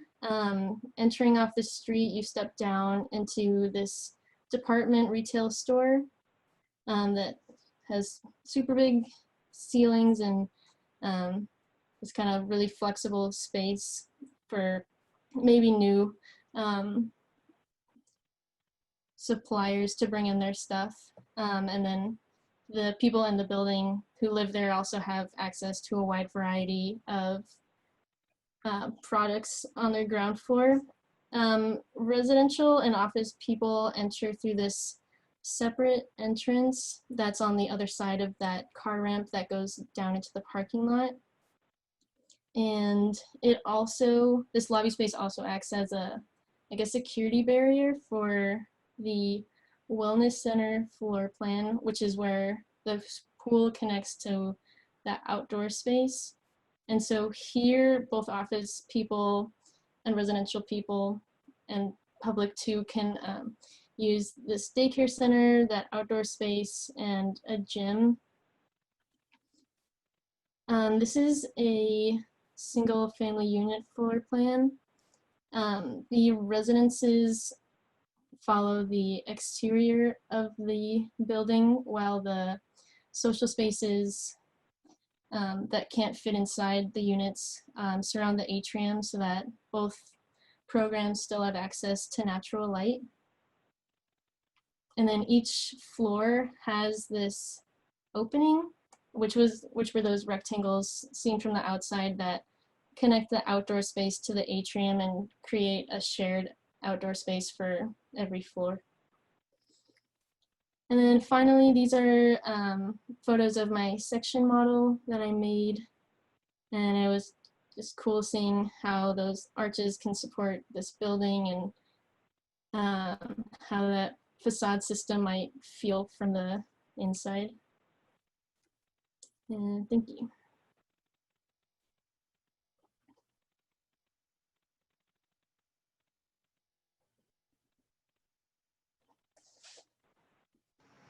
Hi, Erin. Thank you for the presentation. I think you've done a great job with the time you had and the program. I really appreciate how you elaborated on how the building is interacting with the ground. And the facade is very well executed. You said that you were going to speak more about the rectangles in the facade. I'm not sure if I missed that part, but is there something you wanted to add?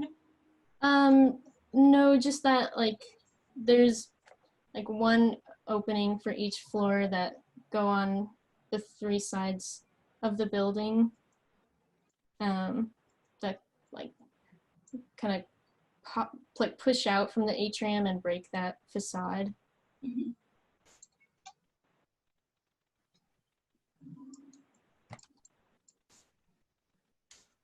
Yeah, I agree. Like, it's a very beautiful presentation. I think you successfully addressed a lot of things. I think first of all, I just really like your facade and your aperture strategy. You're kind of, on one hand, you have a screen that lets in light and views, but also allows for privacy and also makes the building look monolithic on the exterior without being monolithic, without being solid, right? Like it's not a brick building or a concrete building. It's actually porous in its facade, but it looks like an object in a way. And that's like a really interesting kind of strategy. The one before, actually, the slide before was kind of nice. Actually, no, or after. Yeah, those are kind of like nice images. And then on the other hand, you have these, like, let's say apertures or windows that are actually extensions of the public space that pierce through that facade. So there's like two different conditions in a way of aperture, and that I quite appreciate.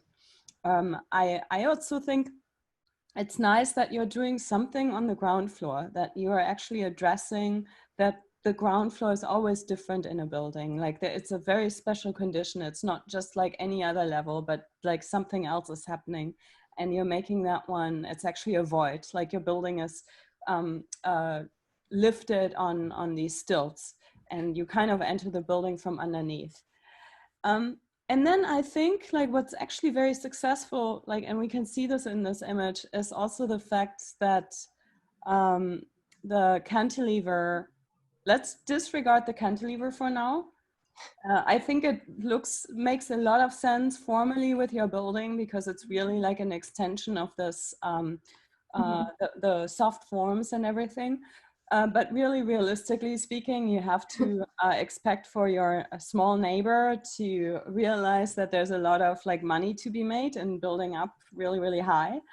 But even if that neighbor builds up really high, your building is carving out this void. Like it's actually not building up to the property line, but it's going backwards. And even though it's blocking southern light, you still let light enter into this area, and not just as a facade, but it's coming from the top and everything. So even without knowing, you kind of anticipated the future of the lighting condition of your site.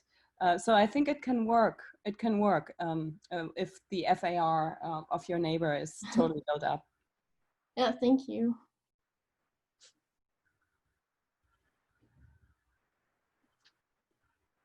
Erin, hi. Thank you for your presentation. It was super clear. Can you go back to a sculptural study that you did, which it was a very early one where you, yes, this one here. Can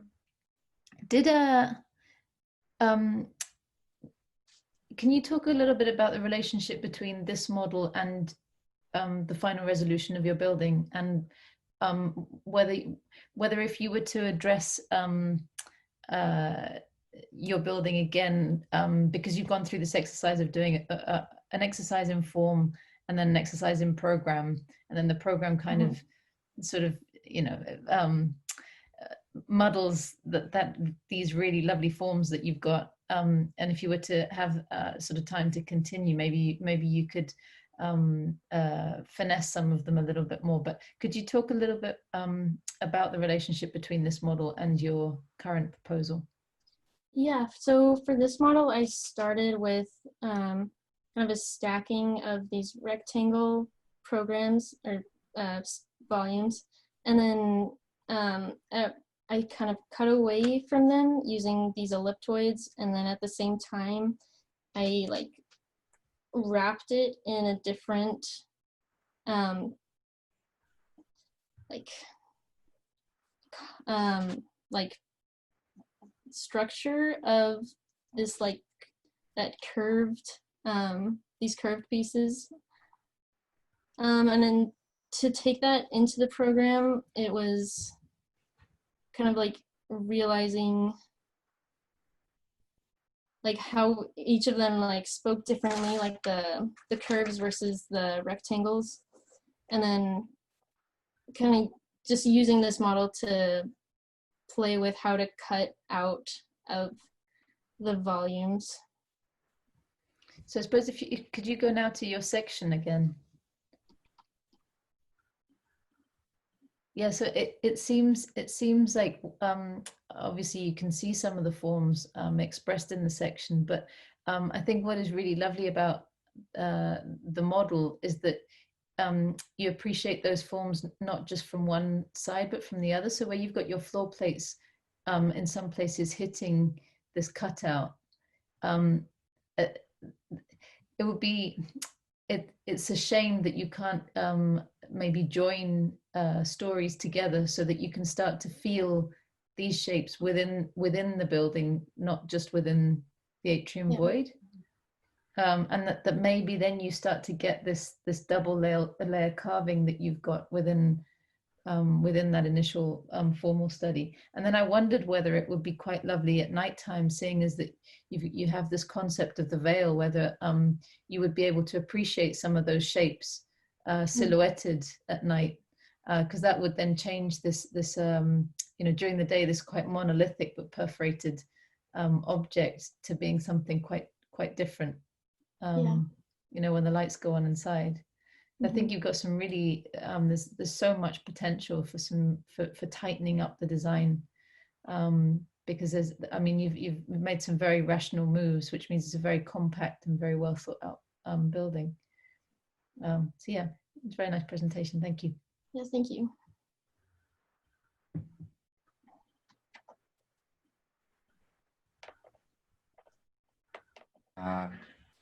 Teddy, any closing words? Anyway, it was fun to work with you, Erin. Thank you. I think actually she had made a very strategic decision to not spend too much time with the first study and to reconceptualize. And I think that actually played out enormously in her favor. Mm-hmm. I know, Teddy, you felt the same way. Yeah, I think it was a sprint, right? I think some of the other students experienced more of a marathon, and I think just by the time they got situated, got back to the States, we were just already like go, we have to catch up, and I think they handled it exceptionally well, and it was an honor to be able to work with them so closely and really kind of pull those two projects up to the level of their kind of constituents in such a short time frame. So it was definitely an adventure for me as well. Yeah, super fun. Thank you all. And critics, I don't know if you have anything last to say, but Fabio, did you have something you want to say? No. Thank you for having me. It was a pleasure. It's just super interesting to see. Thank you all for being here and staying late. Yeah, sorry that we went over a little bit. Good job. It's hard to do 5. It was really fantastic. And I thought just like two completely different projects in a way. The big one and the small one. One was really more like a building in a way, and we talked about it as if it were a building, like an object, perhaps more. The other one was a completely different animal, like really like an urban proposal, a block in itself, and like so many other discussions could have also happened had we had more time about like the whole premise of this. So it was a really super interesting, must have been a super fun studio in a way, and really, really complex, lots of issues. And I think like all of your students did a really fantastic job. Really, really nice. Agreed. Congratulations to all of you. Hey, thank you for coming out here today. I know it's difficult to hold these events with the world as it is, with things that are maybe more important are happening, but we appreciate it. So thanks everybody. Thank you. Thank you. Well Thank done. you very much. Bye-bye. Bye. Congratulations. Bye. Thank you.